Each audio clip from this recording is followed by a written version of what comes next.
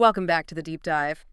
Today, we're attempting to tackle something pretty massive, the journey to implement SAP S4HANA. If you're involved in this at your organization, you know it's way more than just an upgrade. It's like, well, open heart surgery on your whole operating model. Honestly, it's probably the most complex transformation project many companies will ever undertake. That complexity is exactly why we're diving in today. We're not here to just read you the documentation, obviously. Mhm. Our mission really is to distill the core strategies, point out those critical, maybe hidden failure points, especially within the Activate framework, and also map out that high wire act of data migration and cutover. Hmm. We want you to walk away with a clear picture of, well, where the landmines are buried. Absolutely. And maybe the very first decision, the one that really sets the course for the next, 3 to 5 years, it's simply, how are you actually going to get onto S4HANA? There are fundamentally three paths, and choosing wrong here, well, it can impact scope, cost, risk, everything right from the start. That's exactly right. You've got Greenfield, Brownfield, and Bluefield.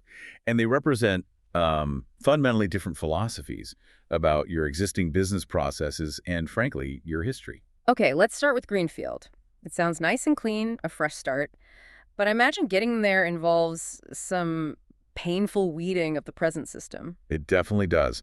Greenfield means you are building a completely new system pretty much from scratch. The huge upside is you can achieve maximum standardization.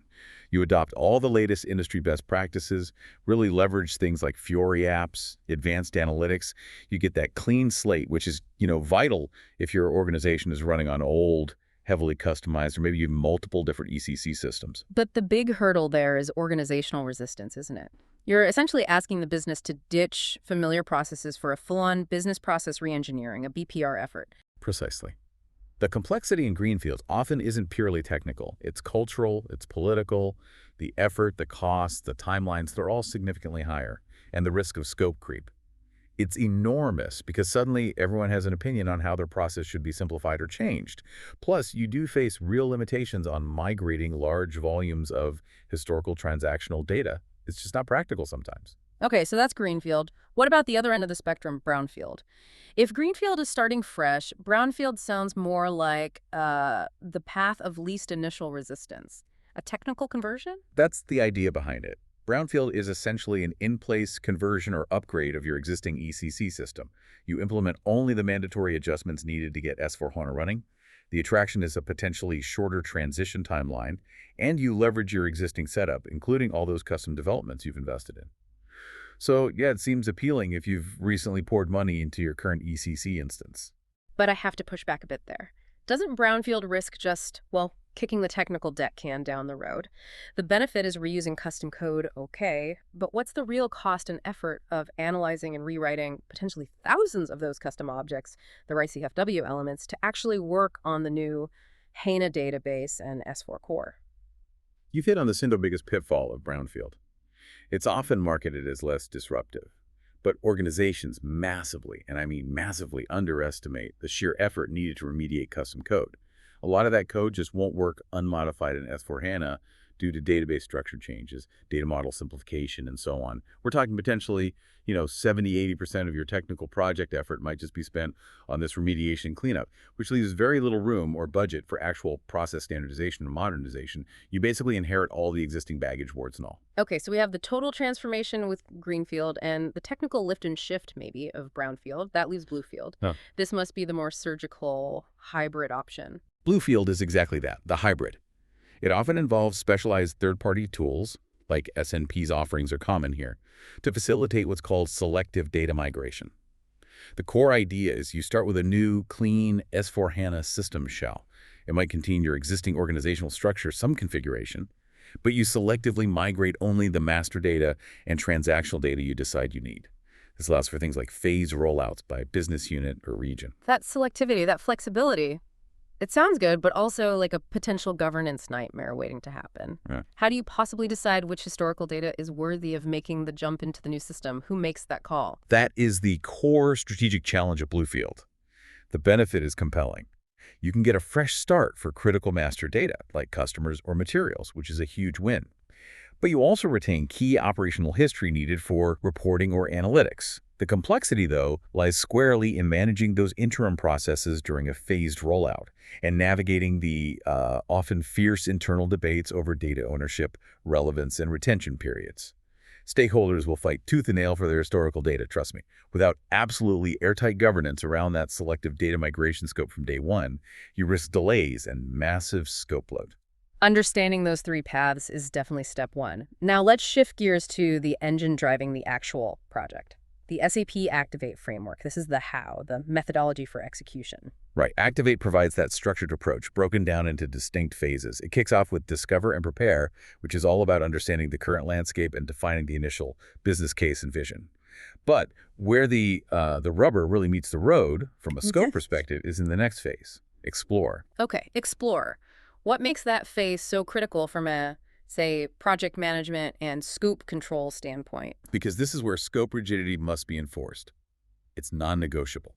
The key deliverables coming out of Explore are things like the Business Process Master List, the BPML, and the Key Design Decisions, KDDs. These essentially lock down the blueprint for the solution. Any significant change requested after the Explore phase concludes is, by definition, a scope change. And that means potential delays and budget impacts. This is also where you do the critical solution fit gap analysis, defining exactly how much you'll stick to SAP best practices versus where you need deviations. So once that design is theoretically locked, we move into realize and deploy. This sounds like the heavy lifting part, configuration development. That's right. This is where the system configuration happens based on the blueprint, and all those custom reports, interfaces, conversions, enhancements, forms, and workflows, the RISE CFW objects get built and tested. And I suspect those RISE CFW developments are a prime area for budget and timeline headaches. Absolutely. They're often necessary, to bridge gaps between the standard S4 HANA functionality and very specific business requirements. But they represent the single biggest point of potential schedule delays and budget overruns if that development scope isn't managed with an iron fist.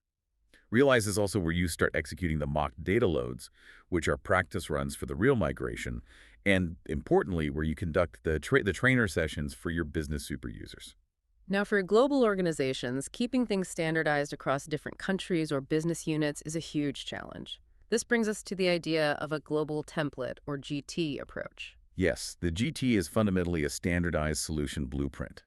It's based on globally harmonized business processes and data definitions. The intent is that this core template is adopted by all sites, all entities, maximizing efficiency through that sameness. However, reality always bites.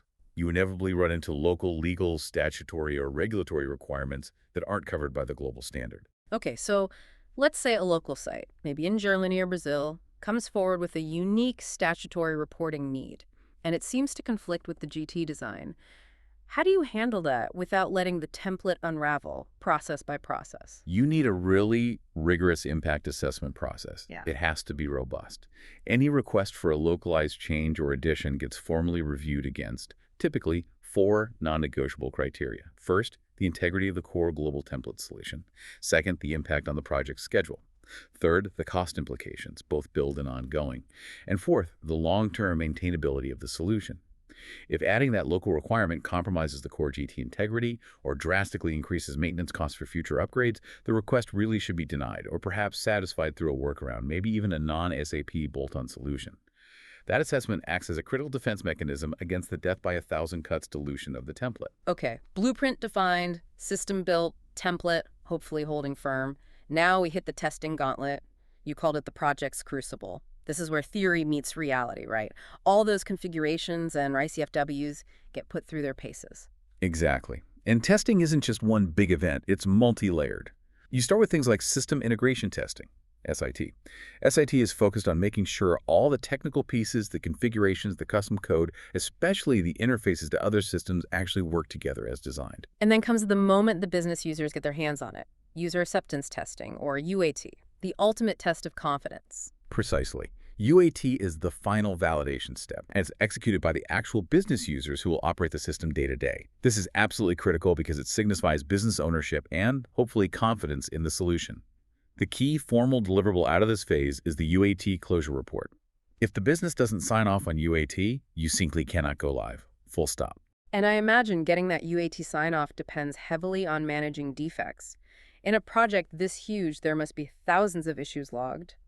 How do you determine if something is just a minor bug versus an existential threat to the go-live date? It's governed by a formal go-live risk assessment matrix. This matrix classifies every log defect based on two dimensions. Severity, which is the impact on the specific test case or process being tested, and priority, which is the impact on the overall go-live decision. While you get lots of, say, configuration errors, which are usually quicker to fix, the most expensive and potentially damaging defects tend to fall into the design category, meaning the initial blueprint was flawed or complex integration issues, where S4 isn't talking correctly to legacy or third-party systems. And what's the toughest reality, maybe the political reality, that teams face when managing these defects towards the end of UAT? It's the pressure around that final go-live decision. The rule, the best practice, is that all defects classified as critical or high priority must be fully resolved, regression tested to ensure the fix didn't break something else, and formally closed before UAT can be officially signed off. The big danger is what's sometimes called a green go-live decision. That's when leadership, under schedule or budget pressure, decides to proceed with go-live despite known outstanding high-priority defects. They rationalize it by saying the business can manage with a manual workaround temporarily. That decision, frankly, is the single biggest predictor of post-implementation chaos and user frustration. That's a really powerful insight. Okay, so assuming the solution is technically sound, tested, the next big worry is, can the business actually use it effectively from day one? This brings us to those crucial foundations: the data, the people, and that incredibly tense high-wire act called Cutover. Let's start with the fuel for the system, the data. Data quality is just. It's absolutely non-negotiable. You can have the most perfectly configured, beautifully designed system, but if your underlying master data, customers, vendors, materials, financials, is dirty, inconsistent, or incomplete, you are basically sunk from the start. The whole approach to getting data ready should be guided by a comprehensive data quality framework. Rather than just listing all the framework components, what are maybe the two biggest strategic hurdles that organizations consistently stumble over when trying to ensure data quality before migration? Two big ones. I'd say it really boils down to data governance and the sheer effort of data cleansing. Governance, because without crystal clear accountability, who actually owns the customer master data definitions? Who has the authority to approve changes to material master standards? The whole effort just stalls in committees and debates. And cleansing is the huge tactical hurdle. Data has to be profiled to understand its current state, then actively cleansed, meaning harmonized, duplicates removed, missing information filled in, standardized according to the new S4 structures before you even attempt the final migration loads. This cleansing activity is often the most tedious, resource-intensive, and grossly underestimated task in the entire project plan. Okay, so assuming the data is hopefully getting cleaned, the people side needs to be ready too. How is the organization typically prepared through training? It's usually a tiered approach, designed to cascade knowledge effectively. It starts with intensive, train the trainer, or PTT sessions. These are for a select group of business super users, people who become deeply expert in the new system and processes for their functional area. They then take on the responsibility of leading the subsequent end-user training, or EUT sessions, preparing the broader user population across the organization for how to do their jobs in the new S/4HANA environment. All right, data cleansed, people trained. That brings us to the final nail-biting moment, cutover. Can you define cutover and maybe speak to the inherent operational risk involved?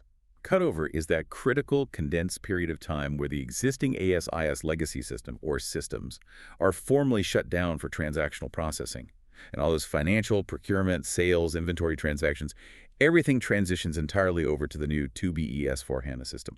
It represents a complete, albeit hopefully short, cessation of normal system operations. And that cessation period is often called the blackout period, right? Talk us through the risks embedded in that specific window of time. Yes, the blackout period is when the legacy system is frozen. Transactions stop. And crucially, there is typically no parallel run. You don't run the old and new systems side by side for a period, processing transactions in both. That's usually deemed too complex and resource intensive. So the massive risk during blackout is that any essential business activity that must occur, maybe receiving a critical shipment, making an urgent sale, a vital inventory movement, can't be processed in any system. These activities have to be recorded manually, often on spreadsheets called blackout templates, for later catch-up entry into S/4HANA after it goes live. The potential for errors or missed transactions is significant. Can you give us a concrete example of that operational freeze, maybe in a high-volume, high-risk area like inventory management? Sure. For inventory, before the designated inventory freeze date arrives, All physical material movements, issues to production, transfers between locations, goods receipts from suppliers, customer returns must stop being processed in the legacy system. Operations teams also usually need to expedite a final physical stocktake and reconcile it meticulously against the legacy system's final numbers before that freeze. Everything stops because the goal is to arrive at a single, verified, finalized inventory count and valuation. That exact snapshot is then loaded as the opening balance into S/4HANA. If that opening balance number is wrong, or if a road transaction somehow sneaks through during the freeze, the financial integrity of the entire system post-go live is immediately compromised. The level of strict operational discipline required during blackout is immense. Wow. Yeah, that level of detail really underscores the massive risk management involved. So, with stakes this high, how does leadership ultimately give the final go or no-go decision? How is that final high-stakes approval managed? The decision to actually go live isn't just a single meeting. It's governed by a structured series of mandatory milestone checkpoints, often called MCs or go-no-go gates. These are not just informal status updates, they are formal governance gates. Their explicit purpose is to systematically assess go-live readiness against a very detailed checklist, address any showstoppers, and secure formal sign-off from key business and IT leadership to continue with the cutover sequence. If a gate isn't passed, the process stops. And at those final critical checkpoints, which readiness areas tend to get the most intense scrutiny? What absolutely has to be greenlit? There's usually a comprehensive checklist covering maybe 9 or 10 key areas, but 3 consistently rise to the top in terms of criticality. First, data readiness. Is the final production data load from the legacy system complete? And crucially, has it been validated and reconciled against the final legacy system balances? Second, people and organization readiness. Is end-user training completion verified across the board? Are all necessary user access requests processed and security roles assigned and tested in the production environment? Is the business operationally prepared for day one? And third, process and system readiness. Is the system build phase officially closed? Are all critical and high-priority defects confirmed as resolved and tested? Is security fully configured and signed off? And is there a robust hypercare support plan and team in place for the immediate post-go-live period? Leadership needs documented proof and confidence across these areas to justify passing those final gates. Failure in any one can and should halt the entire go-live. This has been an incredibly insightful and I think necessary roadmap through what is just a monumental undertaking for any organization. We've really navigated from that initial strategic choice, Greenfield, Brownfield, Bluefield, through the disciplined execution within Activate, the testing crucible, and landed on that razor's edge of cutover. Indeed. And I think what becomes overwhelmingly clear listening back to this is that while the S/4HANA technology itself is complex, the ultimate success of the transformation really hinges on things like governance, project discipline, change management, and maybe most critically, an unwavering commitment to data quality. That's a perfect segue to a final thought for you, our listener, to consider. We talked quite a bit about the data quality framework and the intense effort needed for data cleansing and profiling before go live. But remember, that framework also includes a crucial component called continuous monitoring and improvement.